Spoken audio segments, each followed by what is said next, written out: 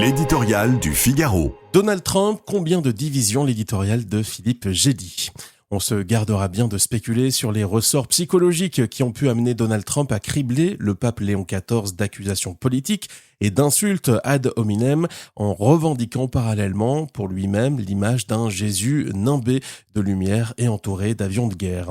Peut-être n'est-ce qu'un jeu pour cet esprit frivole qui s'était déjà représenté en gladiateur, en Superman et en pape. Mais il a tellement choqué les catholiques américains et bien au-delà qu'il a dû effacer sa publication. Rare reculade qui signe une déroute.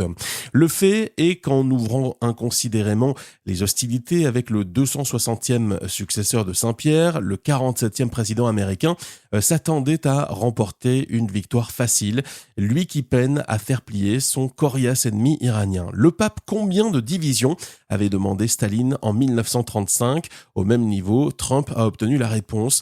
1,5 milliard de catholiques dans le monde, de quoi ramener en comparaison les MAGA à un groupuscule sectaire. Et non content d'insulter les chrétiens, le président milliardaire les a pris pour des imbéciles en alléguant qu'il ne s'était pas vu en Jésus mais en simple docteur. L'homme qui cherche à terroriser la planète entière à coups d'intervention militaire, de droits de douane et d'attaques contre les alliances ou l'ordre international ne fait pas peur au premier pape américain. Léon XIV n'a pas laissé passer la tirade aux accents génocidaires dans laquelle Trump menaçait de mort une civilisation entière. Il ne renoncera pas à proclamer le message de l'évangile.